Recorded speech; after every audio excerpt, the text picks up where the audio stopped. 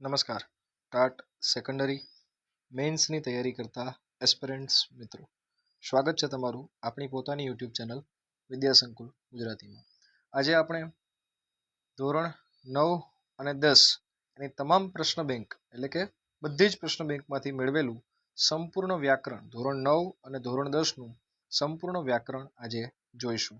સાથે સાથે મિત્રો તમને જણાવી દઉં, ફટાફટ કોમેન્ટ સેક્શનની અંદર #એજેસર લખી આપો, વિડીયોને એક મસ્ત મજાની લાઈક કરી આપો. હવે આપણે લેક્ચર શરૂ કરવા જઈ રહ્યા છીએ. બરાબર, સમય ન બગાડશો મિત્રો, ચાલો શરૂ કરીએ. સૌપ્રથમ આપણને કીધું છે કે નીચેના શબ્દોની સંધિ છોડો. સંધિ છોડીએ મિત્રો આપણે તો સિંધુર્મી શબ્દ આપેલો છે, તો સિંધુ પ્લસ ઉર્મી. આમાં કંઈ નવું નથી, ટેક્સ્ટબુકની જ છે આ, સિંધુ પ્લસ ઉર્મી. આ પીડીએફ તમને મળી જશે ટેલિગ્રામમાં, પણ એના માટે અમુક શરતો છે જે હું આગળ તમને જણાવું છું. ચાલો, સિંધુ પ્લસ ઉર્મી. ત્યારબાદનો શબ્દ છે હિમાલય, તો હિમ પ્લસ આલય, હિમ પ્લસ આલય. એના પછી આપણને કીધું છે મહોત્સવ, તો મહા પ્લસ ઉત્સવ, મહા પ્લસ ઉત્સવ. ચાલો ફટાફટ. આના સિવાય બીજી આપણને બે જોડણી આપેલી છે, સિંહાસન, તો સિંહ પ્લસ આસન, સિંહ પ્લસ આસન. ત્યારબાદની જોડણી આપેલી છે સપ્તર્ષિ, તો સપ્ત વત્તા ઋષિ, સપ્ત વત્તા ઋષિ. ચાલો મિત્રો, થઈ ગયું. હવે આપણે સંધિ જોડવાની છે, તો એ આપેલું છે વાત પ્લસ આવરણ, તો વાતાવરણ. ત્યારબાદ આપેલું છે સમ પ્લસ તોષ એટલે કે સંતોષ. એના પછી આપણને કીધું છે સમ પ્લસ ગ્રહ, મ ખોડો છે, સંગ્રહ થશે. એના પછી આપણને જણાવ્યું છે પ્રતિ વત્તા અક્ષ, નીચે તરફ છે, તમે જોતા હશો પ્રત્યક્ષ અહીંયા છે. અને છેલ્લે છે રમા વત્તા ઈસ એટલે રમેશ. થઈ ગયું મિત્રો. ચાલો, અમુક પીવાયક્યુઝ પણ છે જે હમણાં ટાટ હાયર સેકન્ડરી 2026 લેવાની એમાં હતા, તો એને પણ આપણે જોઈશું. ચાલો આગળ વધીએ. ગુજરાતી ભાષાવાળા વિદ્યાર્થીઓ માટે પ્રત્યય શોધવાના છે, તો આમાં પૂર્વ પ્રત્યય લાગેલો છે અ.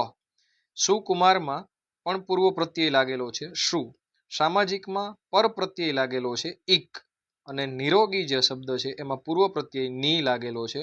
અને જો એમાં પર પ્રત્યયની વાત કરો તો પર પ્રત્યય પણ લાગેલો છે જે ઈ છે છેલ્લે, નિરોગી. અને ભારતીય છે એમાં પર પ્રત્યય લાગેલો છે છેલ્લે ઈય. ચાલો મિત્રો, હવે નીચે ભાષાવાળા વિદ્યાર્થીઓ માટે એક પ્રશ્ન છે. બાકીના વિદ્યાર્થીઓ વિડીયોને સ્કીપ કરજો, બરાબર, કારણ કે આગળ તો અલંકાર છંદ બધું છે જ, વગેરે સમાસ ને બધું જ. આગળ વધીએ. નીચે આપેલા શબ્દોને ધાતુ પ્રત્યય લગાવી નવો શબ્દ તમારે બનાવવાનો છે, તો જુઓ હિંમત શબ્દને વાન એટલે હિંમતવાન, ખેડવું શબ્દને આણ એટલે ખેડાણ. ત્યારબાદ ભણેલા શબ્દને તર એટલે ભણતર, સમજવું શબ્દને આવટ એટલે સમજાવટ, અને ફાવવું શબ્દને આવટ એટલે ફાવટ. ઘણી વખત ફાવટાવટ પણ થતું હોય છે, પણ આપણે ફાવટ લખીએ. ચાલો, રવાનુકારી શબ્દો શોધીને લખવાના છે મિત્રો 5મા પ્રશ્નમાં, તો ભડભડ, ખડખડ, ટનન ટન, મંદ મંદ અને ખિલખિલાટ. બરાબર મિત્રો.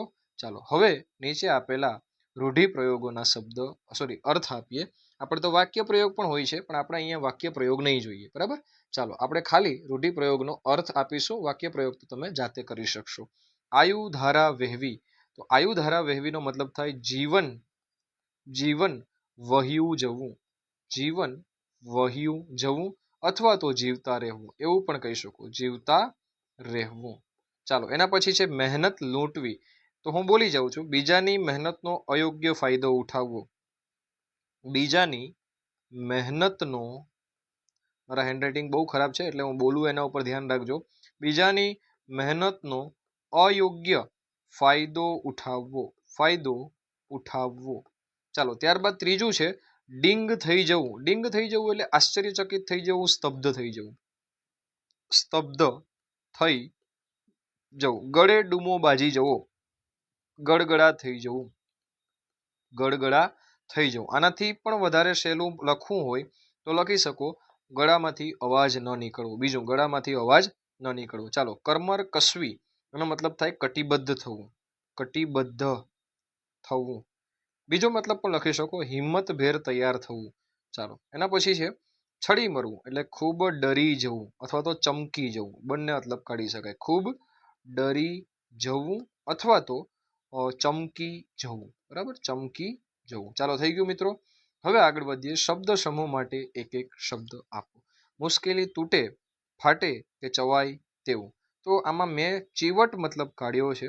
ઘણી વખત એને ચવડ પણ કહેવાય, પણ આના સિવાય જો કોઈ મતલબ થતો હોય તો તમે કોમેન્ટ સેક્શનમાં બિલકુલ જણાવજો, બરાબર. આમ ન આવે પેલું મને ગાળો ન આપતા, મારો વિષય ગુજરાતી નથી. ચાલો, ખૂટે નહીં તેવું એનો મતલબ થાય અખૂટ. કુળનો ઉદ્ધાર કરનાર તો આપણે જાણીએ છીએ કુળોદ્ધારક, કુળોદ્ધારક. ચાલો, મૃત્યુને જીતનાર તો એ આવશે મૃત્યુંજય, એ આવશે મૃત્યુંજય. રસ્તામાં પાણી પીવા માટેની જગ્યા તો આપણું પરબ. અને બે ઘરની પાછળ છોડેલી જગ્યા, આમાં જરા મને કોમેન્ટ સેક્શનમાં જણાવજો કે શું આવે. એક નેવડું અથવા તો ગલી અથવા તો વાડો, જે તમે લખશો તે. ચાલો, સંધિ વિગ્રહ સાચો કયો છે પ્રત્યક્ષનો એ આપણે શોધવાનું છે, તો પ્રતિ વત્તા અક્ષ. ત્યારબાદ સંધિ વિગ્રહ અયોગ્ય કયો છે એ આપણે શોધવાનું છે. તો અહીંયા જુઓ તો જ્યોતિ પ્લસ ઇન્દ્ર જે છે એ ખોટું છે, જ્યોતિરિન્દ્ર, બરાબર, એટલે જ્યોતિ અહીંયા 2 ટપકા આવશે, એટલે ખોટું છે. ચાલો, ત્યારબાદ આગળ વધીએ તો અથવામાં આપેલું છે સાચી સંધિ આપણે શોધવાની છે. તો પર પ્લસ અપકાર એટલે પરોપકાર એ સાચી જોડણી છે, બરાબર. ચાલો, હવે આગળ વધીએ મિત્રો. તો એના પછી રવાનુંકારી શબ્દ શોધવાના છે. ઢમઢમ, ટપટપ, પછી પટ પટ પટ, પછી રણઝણતા અને મરક મરક. આટલા શબ્દો હતા. હવે આપણે નીચે આગળ વધીએ. નીચેનામાંથી કયો શબ્દ રવાનુંકારી શબ્દ છે? તો આપણે જોઈએ તો 67 છે રવાનુંકારી શબ્દ છે. કયો રવાનીકારી શબ્દ નથી? તો પાણી બાણી. અને કોમેન્ટ સેક્શનમાં જણાવો આ પાણી બાણી એ કયો સમાસ થશે. ચાલો, ત્યારબાદ આગળ વધીએ ફટાફટ મિત્રો. બાકી બધા તો ભડભડ છે, જળહળ જળહળ છે, ટપટપ છે. રવાનુંકારી શબ્દ ધરાવતું વાક્ય તમારે શોધવાનું છે. તો એ આ જ છે, ઠેર ઠેર પાણી ભરાઈ ગયું હતું. ચાલો મિત્રો આગળ વધીએ. રવાનુંકારી, ઓહો માફ કરજો, અહીંયા મારાથી થોડી મિસ્ટેક થઈ ગઈ છે. ખિલખિલાટ અહીંયા છે, આ શબ્દ આવશે. ઓકે, ચાલો હવે આગળ વધીએ મિત્રો. બધા વ્યાકરણ વિભાગ સીના જ હોય છે ધોરણ 9 અને 10માં. તો આપણે જોઈએ. નીચેના શબ્દોની આપણે જોડણી સુધારવાની છે. પરિચારિકાની સાચી સુધારેલી જોડણી આવી થશે પરિચારિકા. ચાલો, ત્યારબાદ જળજળિયા, તો પેલા તો જબલાનો જ આવશે, જળજળિયા, જળજળિયા, ય ઉપર અનુસ્વાર. મજિયારું એ મ જી યા અને આવરું આવશે. ચાલો, વિભૂષિત, તો એની અંદર વિભૂષિતની જોડણી કંઈક આવી થાય, વિભૂષિત. અને અંતે આપણને આપેલું છે શણગાર, તો શ મીંડાળો આવશે, શણગાર. થઈ ગયું મિત્રો. ચાલો, એના બાદ સમાનાર્થી શબ્દો આપણે શોધીને લખવાના છે. તો ઉપચારનું સારવાર થાય, ખમીરનું જોશ થાય, મક્ષિકાનું માખી થાય, સુગંધનું પરિમલ થાય અને બુલંદનું ઊંચો થાય, બરાબર. ચાલો, ત્યારબાદ સમાનાર્થી શબ્દો વિરુદ્ધાર્થી શબ્દો લખવાના કીધા છે. વિધવા, તો વિધવાનું સધવા થાય, બરાબર. ત્યારબાદ પ્રત્યક્ષનું પરોક્ષ થશે. અંતે સોહામણુંનું ડરામણું થાય, અથવા તો ડરામણાની જગ્યાએ કદરૂ પણ કરી શકો, કદરૂપું ડરામણું. શ્રેષ્ઠનું કનિષ્ઠ થાય, કનિષ્ઠ, અથવા તો અધમ પણ કરી શકો. અને ટેવનું છે એ કુટેવ થાય છે. ચાલો મિત્રો આગળ વધીએ. ધાતુ પ્રત્યય લગાવી અને નવો શબ્દ આપણે બનાવવાનો છે. તો આ રિપીટેડ છે. ખેડાણ થાય, ભણતર થાય, ઉતરતા આણ એટલે ઉતરાણ થશે. આ પેલા નહોતું એટલે લખી દઉં, ઉતરાણ થશે. અર્થ અને ઈક તો આર્થિક થશે, આનું આર્થિક, આર્થિક. અને ફફડવું પ્લસ આટ એટલે ફફડાટ થશે, ફફડાટ. ઓકે, ચાલો હવે નીચેના વાક્યનો કાળ ઓળખાવવાનો છે. આજથી હું, તો પહેલું વાક્ય છે એ વર્તમાન કાળનું છે. ત્યારબાદ મહાન સંસ્કૃતિના અવશેષો આજે જળશે, તો એ ભવિષ્યકાળ છે. ત્યારબાદ નો જે ત્રીજું વાક્ય છે ભૂતકાળ છે. ચોથું વાક્ય છે એ પણ ભૂતકાળનું વાક્ય છે. અને રસ્તો આપોઆપ મળી જશે, તો ભવિષ્યકાળ થશે. ચાલો મિત્રો આગળ વધીએ. સમાનાર્થી શબ્દો શોધવાના છે. શાશ્વત એટલે નિત્ય, સિંધુ એટલે સમુદ્ર, પછી શાંતિ, શાંતિ છે શાંતિ એટલે હળ, પછી સબૂર એટલે ધીરજ, અને માંજર એટલે બિલાડું, બરાબર. ચાલો આગળ વધીએ. વિરુદ્ધાર્થી શબ્દો શોધીશું મિત્રો આપણે. નાશવંત એટલે અમર અથવા તો શાશ્વત, વાસ્તવિક શબ્દ શાશ્વત લેવાય. મીઠાશ, મીઠાશ એટલે ધિક્કાર, બરાબર. ધિક્કાર, ઓહો મીઠાશ પૂછેલું છે, મેં નીચે તરફ આગળ વધી ગયો. હેતમાં, તો એમાં આવશે મીઠાશમાં કડવાશ, એમાં થશે કડવાશ, એમાં થશે કડવાશ. હેતમાં આવશે ધિક્કાર, હેતમાં આવશે ધિક્કાર. અંકુશ તો બધા જ જાણતા હશો, નિરંકુશ, એમાં જાણતા હશો નિરંકુશ. ભય તો નિર્ભય અથવા તો નિર્ભય અથવા તો અભય પણ કરી શકો. સેલું લખીએ આપણે, અભય. ચાલો થઈ ગયું અભય. હવે મિત્રો એના પછી નીચે આપણને સંધિ છોડવાની કીધી છે, તો સંધિની અંદર આપણે ધ્યાન આપીએ મિત્રો. તો નેક્સ્ટ સંધિ પવન, તો પો પ્લસ અન એટલે પવન, પો વત્તા અન. ત્યારબાદ હિમ માલય, તો હિમ વત્તા આલય, હિમ વત્તા આલય. રિપીટેડ છે. ચાલો એના પછી સુક્તિ. હવે આ મને કોમેન્ટ સેક્શનમાં જણાવો કે સુક્તિ 2026માં કઈ પરીક્ષામાં પૂછાયેલું છે ભાઈ.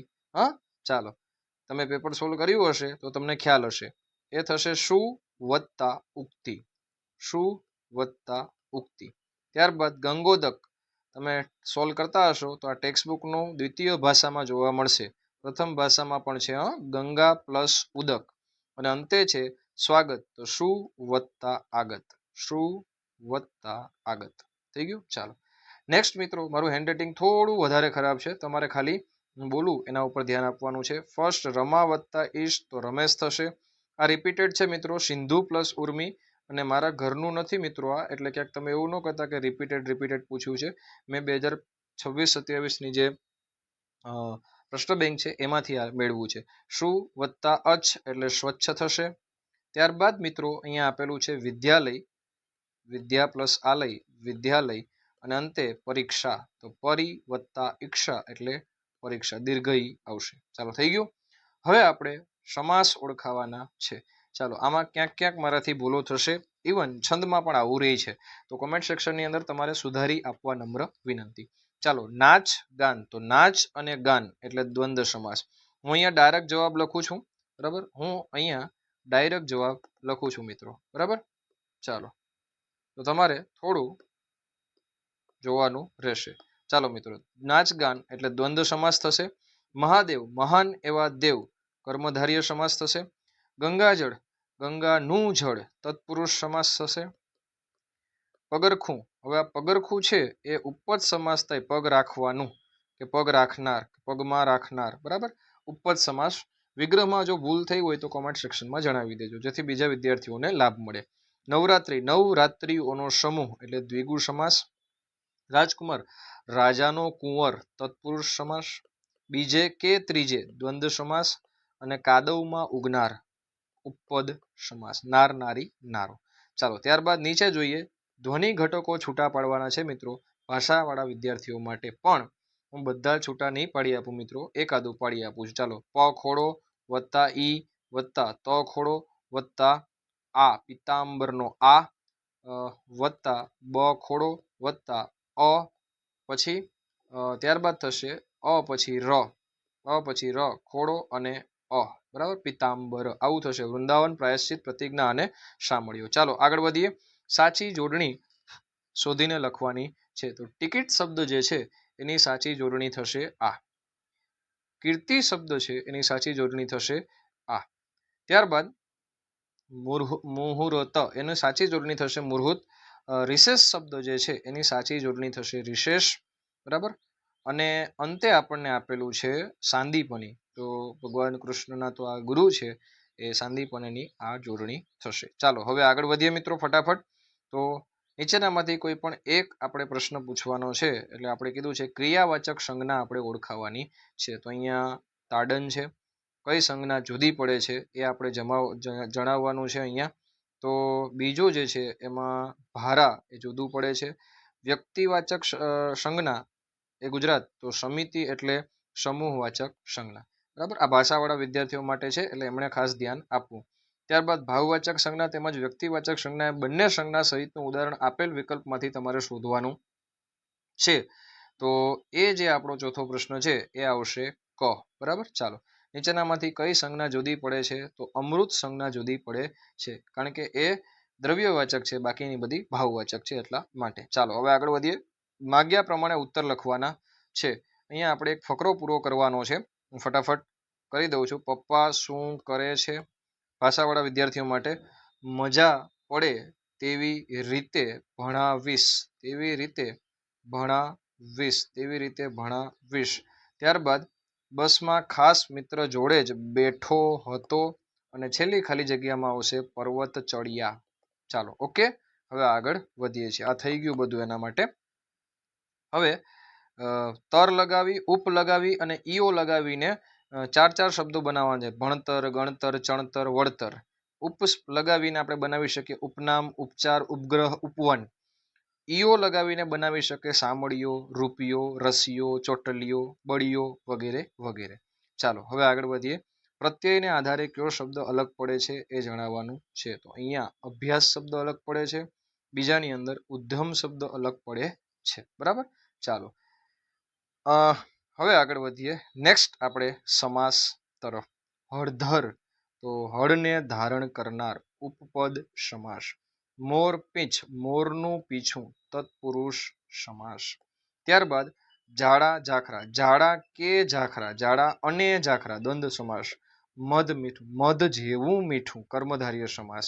અથવા તો અહીંયા ઘણી વખત આને મધ્યમ પદ લોપી સમાસ પણ કહેવાય છે. કારણ આપજો કોમેન્ટ સેક્શનની અંદર.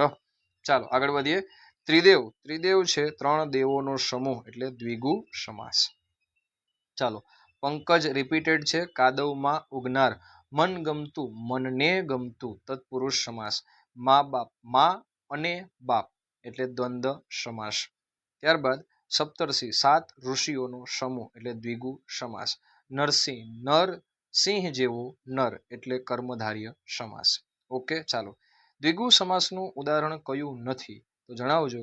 દંપતી છે એ દ્વિગુ સમાસનું ઉદાહરણ નથી. કોમેન્ટ સેક્શનમાં જણાવો તો જરા દંપતી કયા સમાસનું ઉદાહરણ છે અને નીચેનામાંથી કઈ સમાસની જોડ અયોગ્ય છે. તો ઘનશ્યામ છે એ અલગ છે. ઘનશ્યામ છે એ કર્મધારય સમાસ આવશે. અહીંયા તત્પુરુષ સમાસ નહીં આવે. ચાલો થઈ ગયું મિત્રો. ઓલ રાઈટ, હવે આગળ વધીએ છીએ. નેક્સ્ટ સંજ્ઞાઓના પ્રકાર ઓળખાવાના છે. તો સરઘસ એ સમૂહવાચક સંજ્ઞા છે. ત્યારબાદ નર્મદા એ કોઈ વ્યક્તિવાચક સંજ્ઞા છે. નર્મદા એટલે આનંદ આપનાર, ઉપપદ સમાસ. આળસ છે એ ભાવવાચક સંજ્ઞા છે. કાગળ છે એ દ્રવ્ય અને જાતિ, આમ તો બંને કહી શકાય, દ્રવ્ય અને જાતિ બંને વાચક સંજ્ઞા છે. એવી રીતના આશ્રમ છે એ જાતિ અને સ્થાન બંને વાચક સંજ્ઞા છે. ચાલો વિશેષણ અને તેના પ્રકારો આપણે શોધવાના છે. વિશેષણ એ શોધવાનું અને એનો પ્રકાર પણ શોધવાનો છે. તો અહીંયા તમે જુઓ તો પ્રથમ આપણને આપેલું છે મનોહર. તો મનોહર છે એ પરિમાણવાચક છે, ગુણવાચક છે. સુવાળા, તો સુવાળા પણ ગુણવાચક છે. ભોળી પછી એ પણ ગુણવાચક છે. ટકાઉ એ પણ ગુણવાચક છે. અને સરઘસ એ સમૂહવાચક છે. તો અહીંયા સરઘસ સમૂહ થશે, જરા 1, 2 ને 3 એ બધા ગુણ થશે. મનોહર પણ ગુણ જ છે એટલે આ પણ ગુણ થશે. ઓકે મિત્રો, ચાલો હવે આપણે આગળ વધીએ. નેક્સ્ટ આપણે ક્રિયા વિશેષણ અને તેના પ્રકાર જોઈશું. ભાષાવાળા મિત્રો જ આ બધું જોવે, બાકીના વિષયવાળા મિત્રો આગળ વિડીયો સ્કીપ કરીને જતા રહે. ચાલો ક્રિયા વિશેષણ આપણે શોધવાના કીધા છે. 5 મિનિટ, તો એ સમયવાચક થશે. ત્યારબાદ આભમાં, તો આભમાં છે એ સ્થળવાચક થશે. ત્યારબાદ રાતો રાત, તો એ થશે સમયવાચક. બરાબર, ચાલો એને રીતિવાચક પણ કહી શકો, એને રીતિવાચક પણ કહી શકો. ત્યારબાદ આગળ વધીએ મિત્રો. તો એમની લોક સંસ્કૃતિ આજેય, તો આજેય એ સમયવાચક છે. એને તમે ચોક્કસ એના પછી આપ્યું છે તો ચોક્કસની અંદર રીતિવાચક અથવા તો નિશ્ચયવાચક પણ કહી શકો છો. ચાલો જોડણી ભેદે અર્થ થતો હોય એવું તમારે જણાવવાનું છે. તો જુઓ મિત્રો, આ પેલું ખચિત છે ને એનો મતલબ જડેલું થાય. શું થાય? જડેલું. જ્યારે બીજું છે જડેલું ભરેલું, જ્યારે બીજું છે ખચિત, એનો મતલબ થશે નક્કી, ચોક્કસ. શું થશે? નક્કી અથવા તો ચોક્કસ.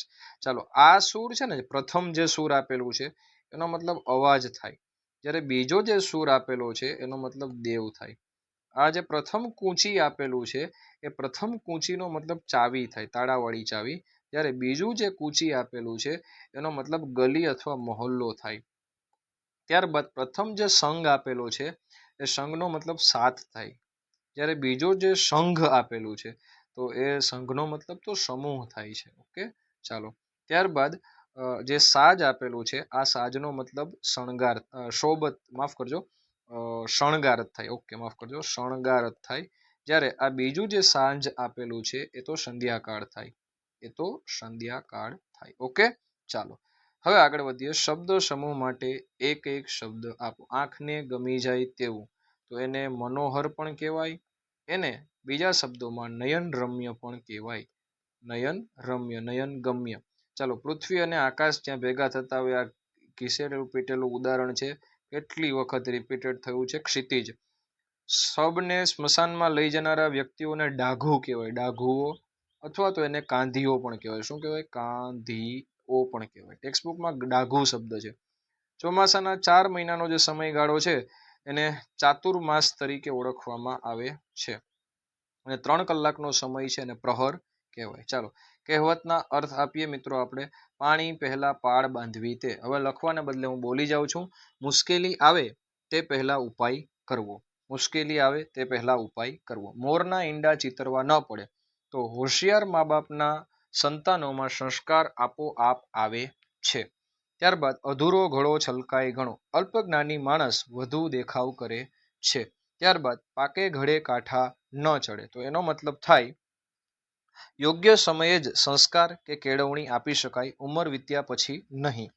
સૂંઠને ગાંગડે ગાંધી ન થવાય એટલે કે અલ્પ સાધન કે થોડા જ્ઞાનથી નિષ્ણાંત ન બનાય. ચાલો કદર કરવું કદર કરવી માફ કરજો તો એનો મતલબ થાય મહત્વ સમજવું. મહત્વ સમજવું. જો ટેક્સ્ટબુક મુજબ લખવું હોય તો એનો મતલબ થાય યોગ્ય મૂલ્યાંકન કરવું. યોગ્ય મૂલ્યાંકન કરવું. યોગ્ય વળતર આપવું એવું પણ કરી શકો. ત્યારબાદ ફાંફા મારવા. ફાંફા મારવા એટલે વ્યર્થ પ્રયત્ન કરવો. વ્યર્થ પ્રયત્ન કરવો. વ્યર્થ પ્રયત્ન કરવો. ઠરી ઠામ થઈ જવું એટલે સ્થિર થવું ગોઠવાઈ જવું. સ્થિર થવું ગોઠવાઈ જવું. ચાલો કારગત નીવડવું એટલે કે સફળ થવું. ઉપાય સફળ થવું એમ. સફળ થવું. બરાબર. ત્યારબાદ લાલ કાર્પેટ બિછાવવી તો તમે ટેટ ટાટ પરીક્ષા પાસ કરશો ટાટની સેકન્ડરીની એટલે તમારું ભવ્ય સ્વાગત કરવામાં આવશે. તમારું ભવ્ય સ્વાગત કરવામાં આવશે. ભવ્ય સ્વાગત કરવું. ચાલો ત્યારબાદ મિત્રો આગળ વધીએ તો આપણી પાસે હજુ ઘણા બધા છે. બરાબર. આપણે 11મું પેજ હજી પૂગ્યા છે. આપણે 17 પેજ પૂરા કરવાના છે. ચાલો મિત્રો કર્તરી કર્મણી છે. આમાં હું સમય નથી બગાડતો. ફટાફટ તમને યોગ્ય જવાબ છે એ આપી દઉં છું. તો કર્તરીમાં અહીંયા આવશે અમે મૂળ શેઠને જમીન સોંપી દીધી અને અહીંયા આવશે માણેકથી કિશનને જન્મ અપાયો. બરાબર. બીજું જોડકું જોઈએ. કર્તરી વાક્યમાં આવશે પત્ની આંગળીનો છેડો છેક જમીન પાસે લઈ ગઈ. જ્યારે અહીંયા આવશે ક. બરાબર. ત્યારો ત્રીજું જોડકું જે આપેલું છે એમાં આવશે કર્તરીમાં ક જ્યારે અહીંયા આવશે અ. બા વડે પૈસા માટે તકાદો કરવામાં આવતો. ત્યારબાદ ચોથું જોડકું જોઈએ તો એમાં આવશે કર્તરીની અંદર બ અને એટલે કે શાહકારી વાળું અને કર્મણીમાં આવશે ક. માફ કરજો કર્મણીમાં આવશે કર્મણી વાક્ય જે આપણને કીધું છે એમાં આવશે બા દ્વારા એટલે રિશાળ શિશુને બોલાવાય છે. અને છેલ્લે 5માં કર્મણી જે છે એની અંદર આવશે બ અને કર્તરી જે છે એની અંદર આવશે અ. થઈ ગયું. ચાલો હવે આગળ વધીએ મિત્રો. ભાવે વાક્ય બનાવો. તો હું બોલતો જાઉં છું. પ્રથમ છે ઈશ્વર કૃપા કરે છે. ઈશ્વરથી કૃપા કરાય છે. બીજું વાક્ય દેવજી આંકડો થઈને બોલ્યો. દેવજીથી આંકડા થઈને બોલાયું. અસિતે તરકીબ રચી હતી. અસિતથી તરકીબ રચાઈ હતી. ચોથું હું મક્કમ રહ્યો. મારાથી મક્કમ રહેવાયું. પાંચમું સૂરજ ડોસી ભૂરી પાસે બેસી ગયા. સૂરજ ડોસીથી ભૂરી પાસે બેસી રહેવાયું. હવે આગળ વધીએ મિત્રો તો પ્રેરક વાક્ય બનાવવાના છે. પ્રથમ છે બાળકો પ્રાર્થના કરે છે. શિક્ષક બાળકો પાસે પ્રાર્થના કરાવે છે. માળી ઝાડ કાપે છે. માળીથી ઝાડ અથવા તો એવું શેઠ માળી પાસે ઝાડ કપાવે છે. ત્રીજું ઇન્દ્રા વાળ ગૂંથે છે. માતા ઇન્દ્રા પાસે વાળ ગૂંથાવે છે. ચોથું ભગવાન શ્રી કૃષ્ણ ગોકુળ પહોંચ્યા. વાસુદેવે ભગવાન શ્રી કૃષ્ણને ગોકુળ પહોંચાડ્યા. પાંચમું મોટી દીકરીએ ચોખા દળ્યા, પિતાએ કે બાએ કે મમ્મીએ મોટી દીકરી પાસે ચોખા દળાવ્યા. ચાલો મિત્રો, હવે આપણે શરૂ કરીએ છીએ અલંકાર. જુઓ, અલંકારની અંદર વર્ષા તમારી રાહ જુએ છે. વર્ષા એટલે વરસાદ, એની આપણી રાહ જુએ એટલે નિર્જીવ વસ્તુમાં સજીવોનું આરોપણ, એટલે કે સજીવારોપણ અલંકાર. ચાલો કામિની કોકિલા કેલી કુંજન કરે, તો આ વર્ણાનુપ્રાસ અલંકારનું ઉદાહરણ છે. ત્યારબાદ અખાડામાં જવાના મેં ઘણા અખાડા કર્યા, યમક અલંકાર. લડી લડીને હેત કરતા, તો એમાં પણ નિર્જીવમાં સજીવનું આરોપણ છે, એટલે કે સજીવારોપણ અલંકાર. ઝૂમો ગાંડાની જેમ દોડતો, ઉપમા આપી છે, જેમ એટલે બરાબર. ચાલો હવે આગળ વધીએ, છંદ ઓળખાવીએ. છંદમાં મારી ક્યાંક ભૂલ થતી હોય તો મને માફ કરજો. અસત્યો માહેથી પ્રભુ પરમ સત્ય તું લઈ જા, તો એ થશે શિખરણી છંદ, 17 અક્ષર વાળું જેનું બંધારણ છે તે. રે પંખીડા સુખેથી ચણજો, એ થશે આપણું મંદાક્રાંતા, એમાં પણ 17 અક્ષરો, મંદાક્રાંતા છંદ. ચાલો ત્યારબાદ સાંભળી શિયાળ બોલ્યું, દાખે દલપત રામ, બરાબર. તો એની અંદર આવશે દોહરો છંદ, માત્રા મેળનું ઉદાહરણ છે. કરતા કરડિયો ઝાડ, બરાબર, ઝાડ કરડિયો ભોંય પડી ગભરાય, તો એની અંદર માત્રા મેળ છંદ અને ચોપાઈ છંદનું ઉદાહરણ આવશે. આ અમારા એ દાદા વિપુલ વંડના ઝુંડ સરીખા, તો એ શિખરણી છંદનું ઉદાહરણ થશે. ઓકે મિત્રો, ચાલો હવે નેક્સ્ટ આપણે બીજા છંદ જોઈએ મિત્રો. શિખરણી અલંકાર થઈ ગયો. હવે આપણે નેક્સ્ટ આપણે છંદ તરફ જઈએ. તો આપણે અનુષ્ટુપ છંદનું બંધારણ જણાવવાનું છે. તો 8 અક્ષરના 4 ચરણ હોય છે. કુલ એમાં 32 અક્ષરો જોવા મળે છે, અને દરેક જે ચરણ છે એમાં પાંચમો અક્ષર લઘુ હોય, બરાબર, અને જે છઠ્ઠો અક્ષર છે એ ગુરુ હોય છે. ચાલો, શિખરણીની અંદર 17 અક્ષર જોવા મળે છે. ય, મ, ન, સ, ભ, ગા, આ એનું બંધારણ છે. અક્ષર છે, બરાબર, 17 એની અંદર ટોટલ, અને યતિ છે એ છઠ્ઠા અને 12મા અક્ષરે આવે છે. ભાષાવાળા વિદ્યાર્થીને આવું બધું પૂછાય. ચોપાઈ જે છંદ છે એની અંદર 4 ચરણ આવતા હોય મિત્રો, 4 ચરણ, અને પ્રત્યેક ચરણની કેટલી માત્રા છે? 15 માત્રા છે. ચાલો મંદાક્રાંતા છંદ જોઈએ. તો મંદાક્રાંતાની અંદર પણ 17 અક્ષર જોવા મળે, અને એનું સૂત્ર વાત કરો તો આ આઈએમપી એટલા માટે છે કે આ વખતે બોર્ડમાં પૂછાયું છે, એટલા માટે મભન તત ગાગા, મભન તત ગા, બરાબર. ચાલો થઈ ગયું. યતિ ચોથા અને 10મા અક્ષરે આવે છે. અને દોહરો જે છંદ છે એ દોહરા છંદની અંદર 4 ચરણ હોય મિત્રો. એમાં કુલ વિષમ ચરણ હોય પહેલું અને ત્રીજું, એમાં 13 માત્રા જોવા મળે. પછી સમ ચરણ છે બીજું અને ચોથું હોય, તો એની અંદર 11 માત્રા જોવા મળે છે. ઓકે મિત્રો, ચાલો હવે આપણે ફટાફટ આગળ વધીએ. ફરી પાછું ધ્વનિ ઘટકો છૂટા પડવાના આવ્યા છે. એમાં હું એક માની લ્યો કે નિવાર્યાનું કરી આપું. તો ન વત્તા એ વત્તા શ ખોડો વત્તા અ વત્તા ર ખોડો વત્તા ગ વત્તા ઈ વત્તા ક ખોડો વત્તા અ, બરાબર. આ થઈ ગયું. આ નૈસર્ગિકનું કર્યું છે મેં, માફ કરજો. આ મેં કોનું કરી દીધું છે? નૈસર્ગિકનું તમને કરી આપ્યું છે, બરાબર મિત્રો. ચાલો હવે આપણે આગળ વધીએ. નેક્સ્ટ સૂચના પ્રમાણે નીચેનામાંથી કઈ જોડણી ખોટી છે? તો જવાબ આવશે ક, મનીષાની જોડણી છે એ ખોટી છે. એનું કારણ શું? તો કે મનીષા એમ ન લખાય, મનીષા આમ લખાય. ચાલો હવે આગળ વધીએ. સાચી જોડણી શોધવાની છે. તો અનુકૂળ છે એ સાચી જોડણી છે. ત્યારબાદ સાચી જોડણીનો સમૂહ શોધવાનો છે. તો બ છે, અને મોસ્ટ આઈએમપી પણ છે મિત્રો, એ સાચી જોડણી છે. ભલું બુરું અને બુદ્ધિ. કઈ જોડણી નીચેનામાંથી ખોટી છે મિત્રો? તો સ્ફૂર્તિની જે જોડણી છે, કઈ જોડણી ખોટી નથી એવું પૂછ્યું છે, માફ કરજો. તો સ્ફૂર્તિની જે જોડણી છે એ ખોટી નથી. કઈ જોડણી સાચી નથી? તો તબિયત છે એ સાચી જોડણી નથી. એનું કારણ શું છે? તો તબિયત આમ લખાય એટલા માટે. ચાલો હવે આગળ વધીએ મિત્રો. તો સંધિ છોડવાનો છે. પ્રશ્નાર્થ, તો પ્રશ્ન વત્તા અર્થ એટલે કે આ. ત્યારબાદ રામાયણ, તો રામ વત્તા અયન. ત્યારબાદ નિરોગી, તો નિહ પ્લસ રોગી એટલે આ. સજ્જન, સત તખોડો અને જન, થઈ ગયું. ચાલો પછી પરમાર્થ, પરમ વત્તા અર્થ, પરમ વત્તા અર્થ. ઓકે મિત્રો, ચાલો હવે આગળ વધીએ.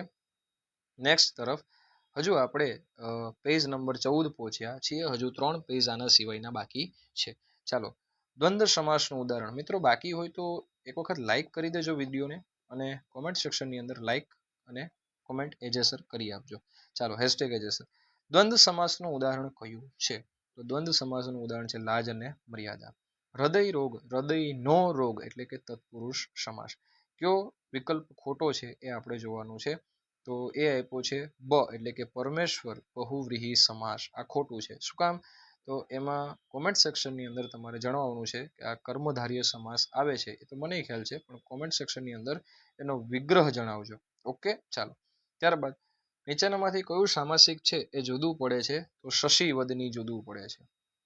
કયું જુદું પડે? શશીવદની. એનું કારણ છે કે એ બહુવ્રીહી છે અને બાકીના બધા કર્મધારય છે. શશીવદની કયો સમાસ છે? બહુવ્રીહી સમાસ છે. ચાલો અહીંયા લખી દઉં છું, બહુવ્રીહી સમાસ. કયો સમાસ છે? બહુવ્રીહી સમાસ છે, એટલા માટે. ચાલો મિત્રો આગળ વધીએ. દ્વિગુ સમાસમાં પ્રથમ પદ પૂર્વ પદ સંખ્યાવાચક હોય તો ઉપપદ સમાસમાં બીજું પદ છે એ ક્રિયા સૂચવતું હોય છે. નાર, નારી, નારો. ચાલો આગળ વધીએ મિત્રો. માગ્યા પ્રમાણે જવાબ આપવાના છે. પ્ર પ્રત્યય તરીકે લાગતો નથી એવું શોધવાનું છે. એ નિસ થશે. બીજું જે આપણને કીધું છે એની અંદર જવાબ આવશે નિરાભિમાની. ત્યારબાદ પૂર્વ પ્રત્યય વાળો શબ્દ ઓળખાવવાનો છે. એ આવશે વિજ્ઞાન. પૂર્વ પ્રત્યય છે કે પર પ્રત્યય એ તમારે ઓળખાવવાનું છે. તો સમજણ તે ઓળખાવો. સમજણ. તો સમજણની અંદર પર પ્રત્યય આવશે, કારણ કે અણ છેલ્લે વંચાય છે. અણ થઈ ગયું. ચાલો, સમજણ. પછી બિન પ્રત્યયનો ઉપયોગ કરી અને નવો શબ્દ બિનજરૂરી, બિન અનુભવી. બરાબર, બિનજરૂરી, બિન અનુભવી. ચાલો, સાચી જોડણી શોધીને લખો. સાચી જોડણી શોધીને લખો. તો હોસ્પિટલ એ સાચી જોડણી છે. નિયમની રીતે અલગ પડતી હોય એવી જોડણી એટલે નિયમિત. નીચેનામાંથી કઈ જોડણી ખોટી નથી? તો શિખામણની જોડણી ખોટી નથી. પણ આમાં છે ને આશીર્વાદ છે એ મોસ્ટ આઈએમપી છે, યાદ રાખજો. ચાલો આગળ વધીએ મિત્રો. ખોટી જોડણી શોધવાની છે. તો નિરોગી ખોટી રીતે જોડાયેલું છે. સાચું શું થાય નિરોગીનું? તો નિરોગી આ રીતના લખાય, નિરોગી. બરાબર. ચાલો હવે આગળ વધીએ. સાચી જોડણી તમારે ગિરનારીની સાચી જોડણી શોધવાની છે. તો હું અહીંયા લખી દઉં છું, ગિરનારી આ રીતના લખાય. બરાબર. ચાલો, એના મુજબ આ જ થશે. ઓકે, ચાલો આગળ વધીએ. વિભાગ સી માં રેખાંકિત સંજ્ઞાના તમારે પ્રકાર જણાવવાના છે. તો અહીંયા આદ્રતા છે ભાવવાચક સંજ્ઞા છે. ઝુંડ છે એ સમૂહવાચક સંજ્ઞા છે. નર્મદા વ્યક્તિવાચક છે. સ્મિત છે એ ભાવવાચક છે અને ધૂળ છે એ દ્રવ્યવાચક સંજ્ઞા છે. ચાલો વિશેષણનો પ્રકાર જણાવવાનો છે. તો પહેલો એ સંખ્યાવાચક છે. ત્યારબાદ સુવાળા એ ગુણવાચક સંજ્ઞા છે. ત્યારબાદ કેટલું સરસ, સરસ છે એ પણ ગુણવાચક છે. ત્યારબાદ પક્ષીને છાનો, છાનો એ પણ ગુણવાચક છે. અને અંતે આપણે જોઈએ ધારી ધારીને. તો ધારી ધારીને ગુણવાચક પણ છે અને રીતિવાચક પણ છે. ચાલો આગળ વધીએ. અમદાવાદમાં ઉતરતી વખતે બસમાં જ, તો બસમાં એ સ્થળવાચક છે. ત્યારબાદ આસાનીથી, તો એ રીતિવાચક સંજ્ઞા છે. સૂર્યાસ્ત ઉચ્ચાસને, અહીં ઉચ્ચાસને, તો આ જે શબ્દ છે એ સ્થાનવાચક છે મિત્રો. સૌંદર્ય પામતા પહેલા, તો એ પહેલા જે છે એ સમયવાચક છે. મોરલીના આભમાં, તો આભમાં એ સ્થળવાચક છે. ચલો હવે રૂઢિપ્રયોગ આપવાના છે. ફરીથી આવી ગયું કદર કરવી. મેં તમને કીધું હતું યોગ્ય મૂલ્ય આંકવું. ત્યારબાદ વ્યાકુળ બનવું એટલે કે બેચેન બનવું, અધીરા બનવું. મજા લૂંટવી એનો મતલબ થાય ભરપૂર આનંદ માણવો. ભરપૂર આનંદ માણવો. આદ્રતા છવાઈ જવી એટલે કે ભીનાશ, લાગણી છવાઈ જવી. શું થાય? ભીનાશ અથવા તો લાગણીશીલ વાતાવરણ થઈ જવું. જાદુઈ લાકડી ફેરવવી મોસ્ટ આઈએમપી છે, યાદ રાખજો. અકલ્પ્ય, અકલ્પ્ય, અકલ્પ્ય ચમત્કાર કરવો કે થવો.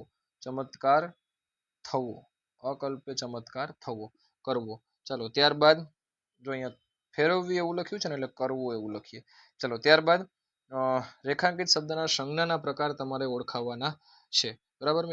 આ રિપીટેડ છે મિત્રો. હમણાં જ જે પેજ હતું એ રિપીટેડ છે એટલે આને હું હટાવું છું. ચાલો આ બધું જ હમણાં જુઓ અમદાવાદ વાળું બધું આપણે જોઈ ગયા છે, માફ કરજો. જો આ પણ આપણે રૂઢિપ્રયોગ જોઈ ગયા, એટલે માફ કરજો મને, હું હટાવું છું અહીંયાથી બાકી છે. ચાલો હવે આપણે અલંકાર ઓળખાવાના છે. હિમાલયનું સૌંદર્ય એટલે હિમાલયનું સૌંદર્ય, તો આ કયો અલંકાર થશે મિત્રો? અનન્વય અલંકાર થશે. બરાબર. ચાલો ત્યારબાદ વર્ણાનુપ્રાસનું અલંકારનું ઉદાહરણ આપવાનું છે, તો આપી દઈએ. કામિની કોકિલા કેલી કુંજન કરે. ચાલો આત્મા ઘી જેવો એટલે ઉપમા આપી દીધી છે. ત્યારબાદ ધરતી પર મોતનો વરસાદ એટલે આ થશે સજીવારોપણ અલંકાર. અને ભૂખથી એ ભૂંડી ભીખ છે, તો વ્યતિરેક અલંકાર થશે. ચાલો ઓળખાવો કોણ કયું છે? તો બંધારણ યમન સભલગા, તો એ શિખરણી બંધનું છંદનું બંધારણ છે. મારી પ્રથમ પંક્તિમાં 16 અક્ષર, બીજી પંક્તિમાં 15 અક્ષર છે, તો આ જે છે 31 નો બને, તો આ થશે આપણો મનહર છંદ. અહીંયા આપેલું છે. ચાલો ત્રીજું છે, મારા થકી રામાયણના શ્લોકોની રચના થઈ છે, તો આ થશે આપણો અનુષ્ટુપ છંદ. આ થશે ત્રીજો અનુષ્ટુપ. તો ઉદાહરણમાં ઓપ્શનમાં જ નથી આપ્યું મિત્રો, તો એ થશે આપણો ચોપાઈ છંદ. માફ કરજો. કયા છંદમાં પ્રત્યેક પ્રશ્ન, તો એ આપણો 16 છે, એટલે અનુષ્ટુપ છંદ આવશે. ઓકે મિત્રો, હવે આપણે અંતમ ભાગ તરફ જઈએ. નીચેનામાંથી કયો માત્રા મેળ? તો મનહર નથી. ઓકે ચાલો ફટાફટ છેલ્લું પેજ છે, છેલ્લો પ્રશ્ન છે. પંક્તિઓનો છંદ ઓળખાવવાનો છે. કાળી ધોળી રાતી ગાય, તો એમાં આવશે મિત્રો ચોપાઈ છંદ. ચાલો ફટાફટ હેશટેગ એજે સર કોમેન્ટ કરી દો, અને વિડીયોને લાઈક કરવાનું બાકી હોય ને તો કરી આપજો. હું તમને ટાર્ગેટ કીધો તો જો મને 500+ લાઇક્સ મળશે અને પ્લસ એટલી જ કોમેન્ટ્સ મળશે, તો અને માત્ર તો જ આની PDF ટેલિગ્રામમાં આવશે, નહીતર સાચે જ નહીં આવે મિત્રો. માફ કરજો, સોરી. હજી તારી કાયા મુજ નયન સામે જળહળે, તો આ આપણી શિખરણી છંદનું ઉદાહરણ થશે. ત્યારબાદ સૌંદર્ય વેડફી દેતા નાના સુંદરતા મળે, અનુષ્ટુપ છંદ થશે. ત્યારબાદ દીપકના 2 દીકરા કાજળ અને અજવાશ, રિપીટેડ છે, દોહરો છંદ આવશે. ત્યારબાદ એક કપૂત કાળું કરે, બીજો દીએ પ્રકાશ, બરાબર, એ એમાં આવી ગયું છે. માફ કરજો. પાને પાને પોઢી રાત, તો એ થશે હરિગીત છંદ. આમાં થોડું મને કન્ફ્યુઝન છે, હરિગીત અથવા તો ચોપાઈમાં. તમે કોમેન્ટ સેક્શનની અંદર એક વખત મને જણાવી દેજો. ઓકે મિત્રો, અહીંયા આપણે આપણો લેક્ચર પૂર્ણ કરીએ છીએ. મેં તમને કીધું એ શરતનું પાલન થશે તો અને માત્ર તો જ હું PDF આપી. બાકી આવી બધી મહેનત મેં કરી છે. બંને 9 અને 10 બંને ધોરણની આખી પ્રશ્ન બેંકો અલગ કરીને એમાંથી આ ભેગું કર્યું છે. તો બસ 500 લાઇક્સ